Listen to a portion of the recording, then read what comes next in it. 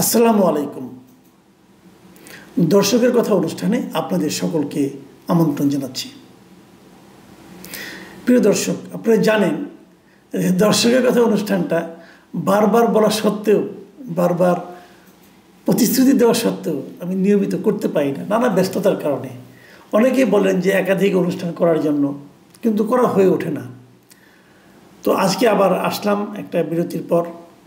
আজকে আমরা যে কন্টেন্টের উপর পাওয়া কমেন্টগুলো নিয়ে আলোচনা করব, সেটা হলো গত রাতে যেটা আমি আপ করেছিলাম, যে আরপিও সংশোধন করার পর নির্বাচনে যে নিয়মকানুনগুলো দাঁড়িয়েছে এখন, সেগুলোর ব্যাপারে আমার কিছু মতামত। এবং সেখানে আমি শিরোনামে যে 3টা শিরোনাম মতো করেছিলাম, থাম্বনেলে ছিল সাধারণ মানুষের অধিকার এখন এলিট শ্রেণীর হাতে, আরেকটা ছিল আইন কি ব্যক্তি বা দলকে মাথায় রেখে হচ্ছে, আর শিরোনাম ছিল আওয়ামী লীগের ভয়েই বিকলাঙ্গ না ভোট। এই প্রশ্নটা আমার ছিল। তো এটার ব্যাপারে, এটাকে নিয়ে যে সমস্ত কমেন্টগুলো এসেছে সেগুলো আপনাদের সঙ্গে একটু আমি শেয়ার করতে চাই। প্রথম যে কমেন্টটা নিচ্ছি, এটা লিখেছেন রোহান। তিনি লিখেছেন, নিরপেক্ষ ভূমিকা আশা করেছিলাম এই সরকারের কাছে, রাজনৈতিক দলও এত দমনমূলক পদক্ষেপ নিতে দেখা যায়নি কখনো।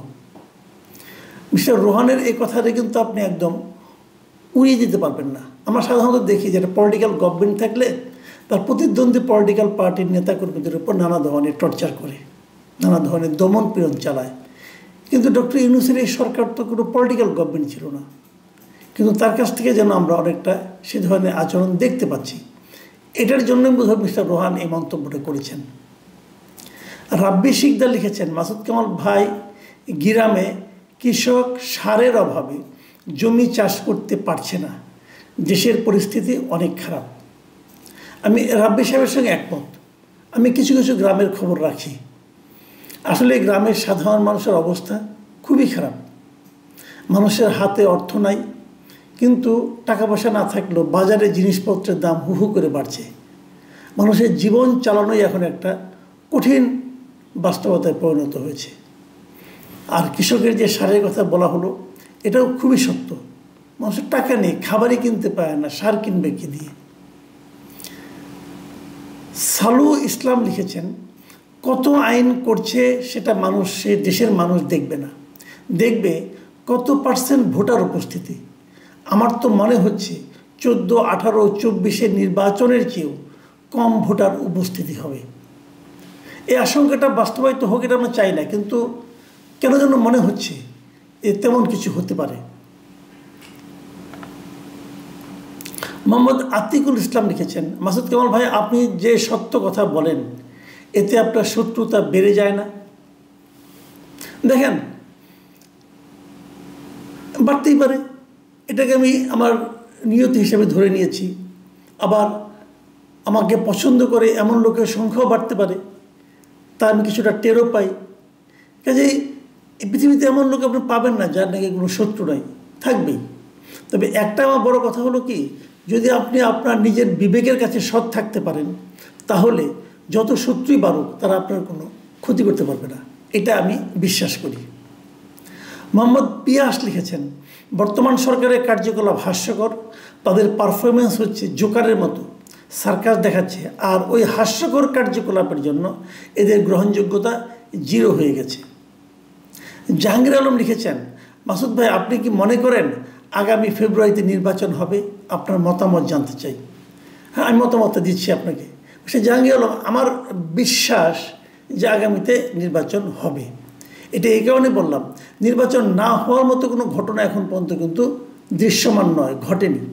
কিন্তু আপনার যে সন্দেহটা, আপনার যে আশঙ্কাটা, সেটাকেও কিন্তু আমি উড়িয়ে দিচ্ছি না এ কারণে যে এই সরকার বারবার বলছে ফেব্রুয়ারিতে নির্বাচন হবে, সেভাবে নির্বাচন কমিশন প্রস্তুতিও নিচ্ছে।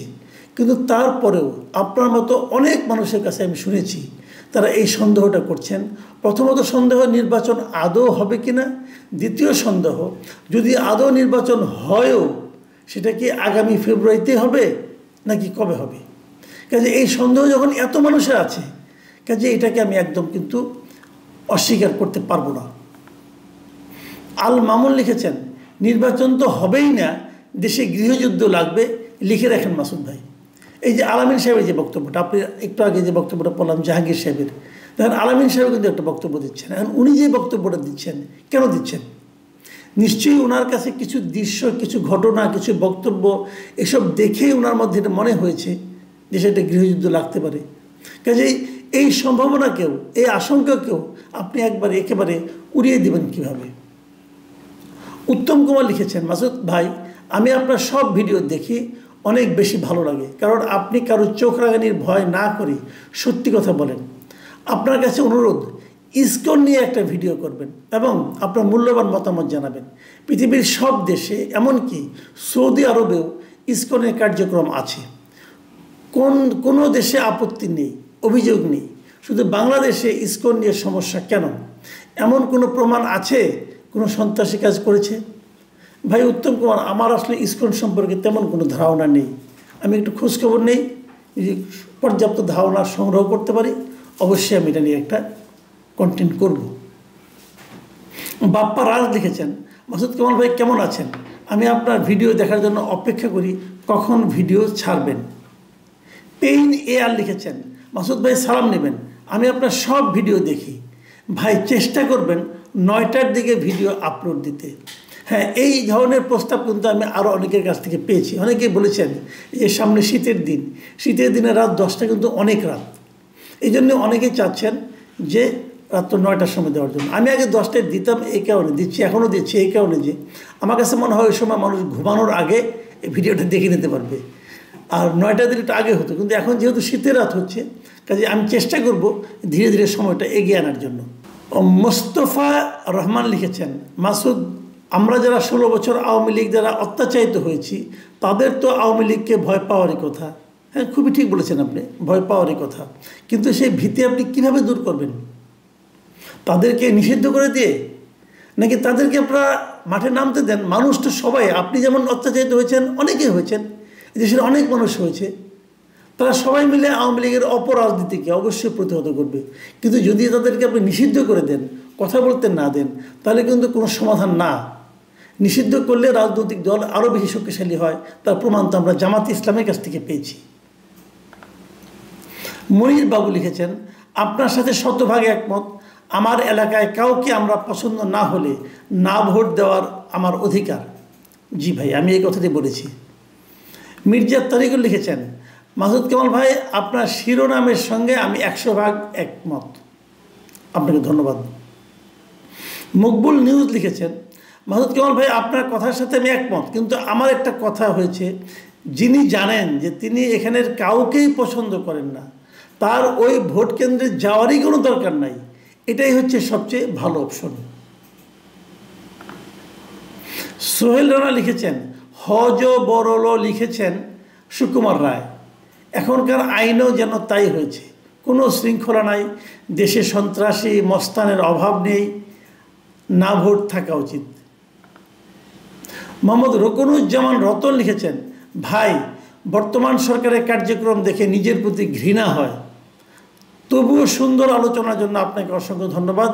আপনি বলে যান এদেশের সাধারণ মানুষ আপনার পাশে আছে। এখন যেটা পড়বো এটা হলো শেষ মন্তব্য। এটা লিখেছেন মেহেদি হাসান, তিনি লিখেছেন, কোটা না মেধা ইকুয়াল টু প্রেস সেক্রেটারি শফিকের ভাই নারায়ণগঞ্জের প্রশাসক বা মেয়র। এটা আসলে খুবই দুঃখজনক একটা ঘটনা। আমার কাছে মনে হয়েছে যে এই ধরনের ঘটনা ঘটাটা আসলে মানুষের মধ্যে নানা ধরনের সন্দেহের জন্ম দেয়। এটা নিয়ে আমি একটা কন্টেন্ট করতেছি, আগামীতে আপনি পাবেন, আজকেই পাবেন আশা করি। প্রিয় দর্শক, এই ছিল আমার আজকের দর্শকের কথা। আগামীতে আপনারা মন্তব্য লিখুন, আমি চেষ্টা করব নিয়মিতভাবেই এই অনুষ্ঠানটা সকালের দিকে দেওয়ার জন্য। সবাই ভালো থাকবেন, আল্লাহ হাফেজ।